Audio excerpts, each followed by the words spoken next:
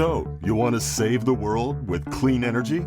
Make money doing it? Confused about the economic and technical realities of residential and commercial solar, batteries, heat pumps, EVs? Want the real-world scoop on new energy technologies, not manufacturer hype? Then tune in to the Weekly Energy Show, hosted by Barry Cinnamon. Insights from Barry's 40-plus years in the solar and energy industry will help you understand the future ways we'll generate and consume energy. And now, here's Barry.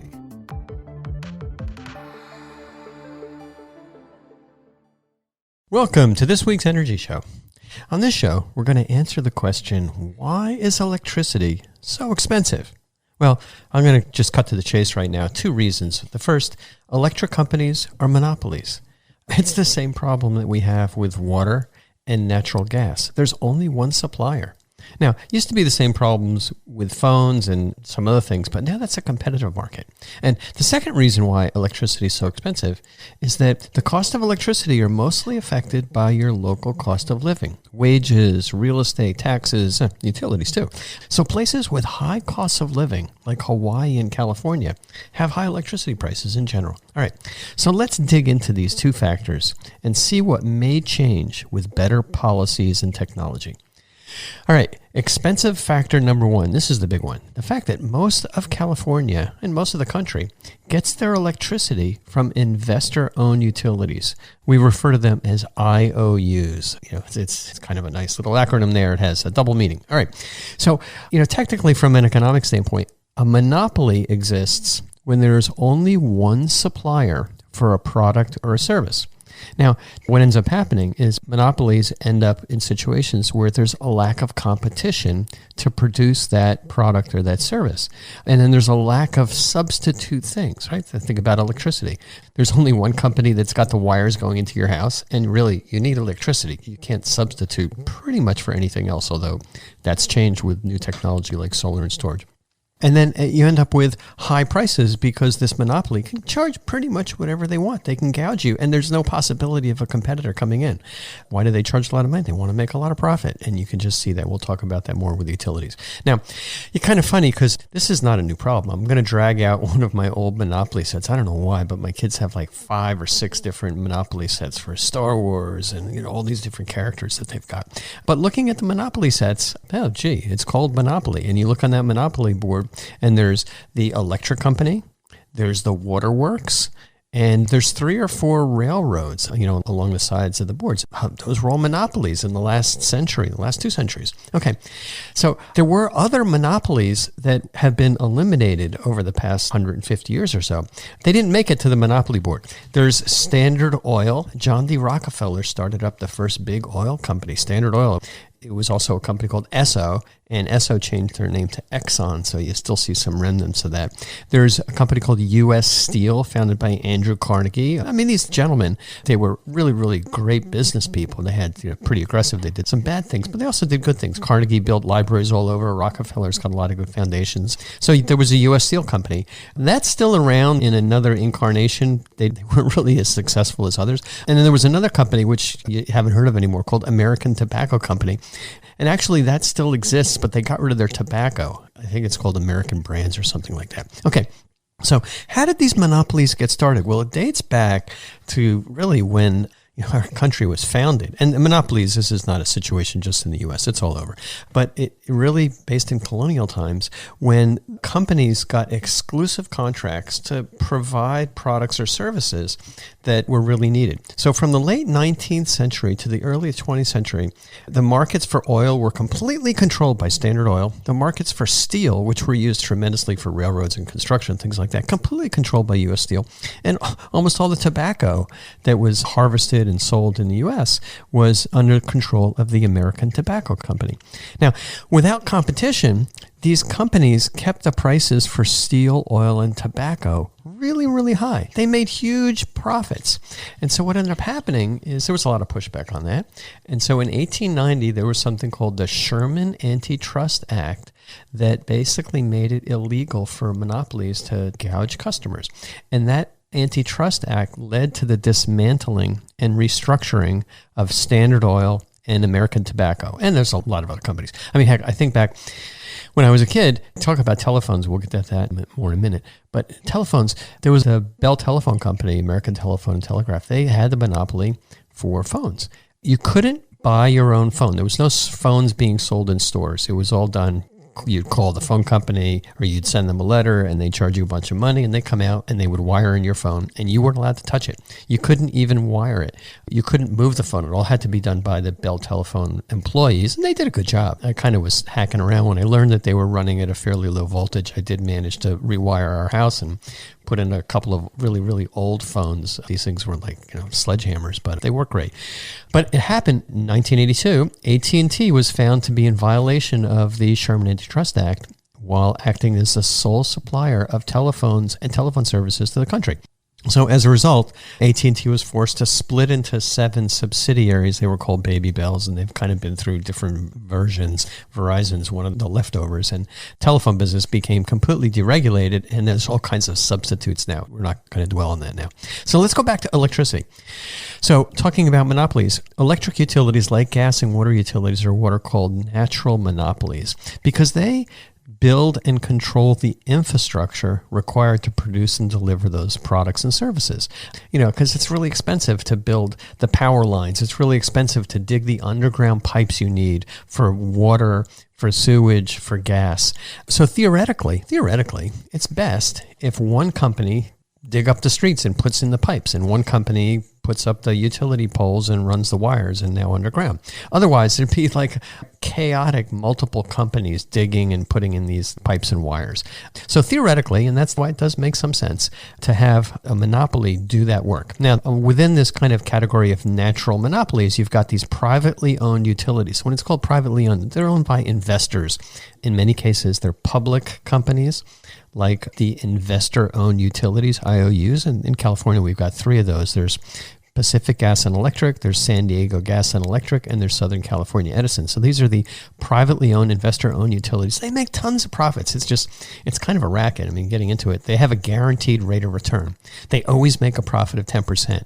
If their profit's not 10%, they're allowed by law to raise their prices so they can make their profit of 10%. And, they can kind of cram whatever overhead they want in there, give whatever raises, spend whatever kind of money they want so that they get that guaranteed rate of return. It's a terrific racket. Now, it's not automatic. There are entities called public utility commissions. In California, we've got the California Public Utility Commission, and they try their best. There's a lot of really, really good people there. And the role of the Public Utility Commission is to regulate these utilities, these privately owned utilities. And so that's kind of how it was set up. The PUC is there to make sure that the privately owned utilities don't get ridiculous profits and they're actually doing their job. The problem is the PUCs, Public Utility Commissions, fail miserably since, I'm looking at these monopolies like electric utilities, the gas utilities, the water utilities.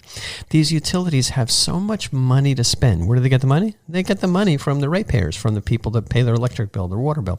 They get so much money that they have a ton of money to, quote, invest, unquote, by persuading politicians to vote or advocate for their interests. And, heck, in the solar industry, I've seen this for 20 years, where we see the electric utilities spending tons of money to persuade politicians. And how do they persuade them? They donate to their campaigns, kind of all kinds of things. But that money ultimately comes from the ratepayers. So you've got businesses and homeowners spending high amounts of money for electricity.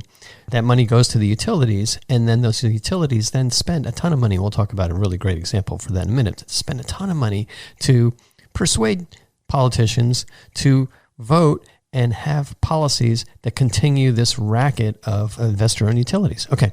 We'll talk more about that in a minute. So the other way of doing it is there are things called government monopolies. Now, this is managed by the government. A lot of people say, we want to privatize things. We don't want the government getting their hands on things. But boy, when things are privatized like electric utilities and you see how out of control it gets, and I'll give you an example in a minute, it makes sense to maybe, we give government a shot at it. And with these government monopolies, like some electric utilities, they're overseen by elected officials. You've got mayors and governors who are making sure that these government monopolies are doing their job, providing the service safely and inexpensively. So here's some examples. There's something called the CCAs, Community Choice Aggregators, and these are kind of quasi-government utilities that buy electricity and sell electricity. So here in Silicon Valley, we've got San Jose Clean Energy. It's a CCA managed by the city of San Jose. We've got Silicon Valley Clean Energy, which is also a CCA that's directly managed by the mayors of all the towns in which it serves. And that's most of the towns in Silicon Valley, except for Palo Alto, Santa Clara, and San Jose. So what happens with these CCAs, and I think they're great, they buy their own power from solar farms in battery storage facilities, and they distribute this power over the existing utility line. So it's kind of a little bit of a hybrid. They're not completely their own utility, but they're buying power and selling it for a heck of a lot cheaper than the incumbent utility PG&E can. So the electricity rates are cheaper with these CCAs than IOUs. We can get into another show, but then they have the IOUs are allowed to add fees to the CCA electricity so that the rates are almost the same. So you've got these CCAs who are doing great, San Jose Clean Energy, Silicon Valley Clean Energy. They can offer cheaper electricity to homeowners and businesses, but the public utilities like PG&E are able to then artificially raise the price so PG&E, for example, can continue to get their original 10% plus profits. It's a racket. Now, the other type of government monopoly utility talking about electricity are municipal utilities, such as Silicon Valley Power. That's the power company in the city of Santa Clara, and the Palo Alto utilities. And they have their own power plants. They manage their own wires. They do a great job. And here's the thing. These municipal utilities, like Silicon Valley Power, like Palo Alto utilities, in exactly the same high cost of living area as PG&E here in Silicon Valley, they have electric rates that are less than half of the IOUs. And it's amazing to me that PG&E spent $46 million of ratepayer money to prevent these CCAs from taking off. Fortunately, and this was a big battle almost 10 years ago, PG&E lost the battle and community choice aggregation utilities started taking off in California. Now the situation is, over the next few years, most of the electricity provided to most areas in California, most big cities, are going to be from CCAs. And theoretically, it's going to be, the electricity delivery is a lot cheaper than what the utilities were charging, but then they have these adjustments that ramp it back up again. Okay, let's just take a look at the difference in these electricity generating costs. It just jumps out at you. It's amazing. Most utility scale solar farms are generating electricity in California, around the country, for less than 3 cents a kilowatt hour. I've seen prices even below 2 cents a kilowatt hour, but let's use 3 cents. It's been a pretty good average for the last 5 years. So any big utility or small utility in California can buy the power at these rates or less, including the investor-owned utilities like PG&E, that they're spending less than 3 cents a kilowatt hour, including the CCAs like Silicon Valley Power and San Jose Clean Energy, and including the municipal utilities like Silicon Valley Power and Santa Clara. So they're all spending the same amount of money for the product, for the service, for electricity. It's less than 3 cents. It's nothing. So 3 cents sounds pretty good. Quick digression. Now, if you put solar on your own roof, your generating costs, depending on the kind of solar panels and whatever, but your costs are going to be about 8 cents a kilowatt hour. And if you add a couple more cents on to, maybe 10 or 11 cents total, your costs with battery storage are 10 cents a kilowatt hour. So let's just say you got solar and batteries on your roof over the lifespan of that system. It's going to cost 10 or 11 cents. Compare that to the average 30 cents a kilowatt hour from your local utility PG&E. So you can see, boy, there's a huge difference, and this is all because of technology. All right. So now let's just compare these electric rates around here in Silicon Valley. I mentioned the average PG&E residential rates are about 30 cents a kilowatt hour. So, all right, Silicon Valley, it's an expensive place. Palo Alto utilities residential rates are about 15 cents a kilowatt hour. And boy, Palo Alto is one of the most expensive cities in the country. And so their electricity costs are half of what Los Altos Hills has, or Cupertino or Saratoga, neighboring cities. It's amazing. In the exact same territory, PG&E charges twice as much for electricity. And the same thing with Silicon Valley Power in Santa Clara. It's less than half. All right. And all these utilities are able to buy the power at 3 cents a kilowatt hour. So here's, just think about this. Palo Alto utility spends 12 cents a kilowatt hour to manage their whole utility operations. 12 cents plus 3 cents, that's the 15 cent average rate. PG&E since they're spending 3 cents for the power just like everybody else, they're spending 27 cents a kilowatt hour to manage their whole utility operation. So why is there that huge difference? Well, because companies like PG&E, they're investor-owned utilities, they have tremendously higher costs, and they have almost no motivation to reduce those costs. They have skyscrapers in cities. You go into San Francisco, the biggest buildings used to be PG&E. They have tons of lobbyists. They spent $46 million 10 years ago to prevent competition from coming in. They have really highly paid management. Management's making millions of dollars in stock options and bonuses. They pay dividends to stockholders. So they have a ton of extra money that's coming out of whatever they charge ratepayers, and it's going to the stockholders. They spend a lot of money on feel-good advertising. All of this, and plus, trucks and everything else, to deliver the exact same service as a municipal utility does in basically the same territory. So it's obvious that these municipal utilities, and I think also CCAs, are far more cost effective than the investor-owned utilities, but we're kind of stuck with them. All right. We talked a lot about the monopoly business model, the utility business model. It's broken. Public Utilities Commission is not doing a good enough job to regulate it. The other factor, and the reason why electricity is expensive in some places, like here in California, is the local cost of living is high. There's a really strong correlation between the average electricity costs and the local cost of living. Utilities have to pay for land. They have to pay for buildings. They have to pay for trucks and equipment. They have employees that live locally that also have a high cost of living. And you're kind of looking at those employees. They've got what I call tool belts, and they got ties. So those are the workers, and then there's the management. So I did a quick review of cost of living compared to electric rates. So the highest cost of living states, places where it's most expensive to live: Hawaii, California, New York, Oregon, Massachusetts, and Alaska.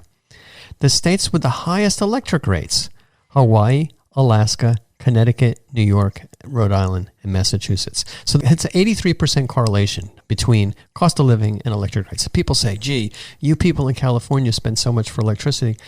You know what? We don't. The fact of the matter is we're just in a high cost of living state. And that's just kind of varies. Our average house in Silicon Valley is $800,000 to $1 million. Average house in other states might be a couple $100,000. So it's just expensive. Okay. So talking about the big costs, a lot of the costs are because the employees of these utilities, they have to be paid so that they can live in those areas. And I talk about the utility employees. I have a lot of respect for the utility employees who do the actual work. I call them the tool belts. Our company, we work with them all the time. These are the line workers. These are the people that come out and make sure that the electric meter's operating properly, do some wiring, digging in the streets, running the wires up top. They're great. I mean, we work with those employees kind of all the time to install solar and storage and upgrade business and homeowner electric panels. Now, there's also a lot of utility workers wearing ties. I mean, not all of them are wearing ties, good mix of men and women, but they're really nice people. They're hardworking. They're super smart. But in many cases, they are part of the system that's causing electricity to be so expensive because it's all centrally generated and distributed, unsafe and dirty. Now, California's doing a pretty good job of cleaning up their electric mix. We're not generating as much power none from coal and not as much from natural gas. But, we're fighting. Every solar company is fighting with these utility workers wearing ties. Not every single one, but their goal is opposed to ours. Their goal is to sell more expensive electricity.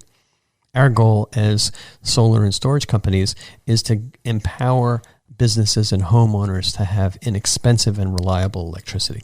So we're fighting with these utility employees all the time over utility policies, over interconnections. They're arguing, they're making it hard for us to connect customers, and always battling over electric rates because the utilities want the rates to be really high and they want to prevent people from putting in solar, and we're obviously trying to contradict that and fight against that. Okay, so just to wrap up, we pay a lot for electricity because the utilities that are serving the needs for customers are monopolies, and they're gouging these customers. Moreover, these utilities, these investor-owned utilities, are consistently working to thwart competitive power options like solar and storage. They're trying to prevent or make it more expensive or more difficult for you as a business or homeowner to put in solar and storage. And, really, the sad thing is that public utilities commissions in general and state governments are not doing their job to regulate these really powerful interests. So what can you do? All right, there's really only two things you can do. One, vote for politicians who will actively stand up for your rights to generate your own power. And the second thing, while you can, take advantage of it. Install your own solar and storage while you still have the tax credits, 22% for 2021, and electric rates are still very favorable to putting in your own solar and storage. Okay, that's all the time we have on this week's Energy Show. Thanks to all of our listeners for tuning in. And if you missed any of today's show, you can always go to our website at cinnamon.energy and listen to the podcasts. So, you want to save the world with clean energy? Make money doing it? Confused about the economic and technical realities of residential and commercial solar, batteries, heat pumps, EVs? Want the real-world scoop on new energy technologies, not manufacturer hype? Then tune in to the weekly Energy Show, hosted by Barry Cinnamon. Insights from Barry's 40-plus years in the solar and energy industry will help you understand the future ways we'll generate and consume energy. And now, here's Barry.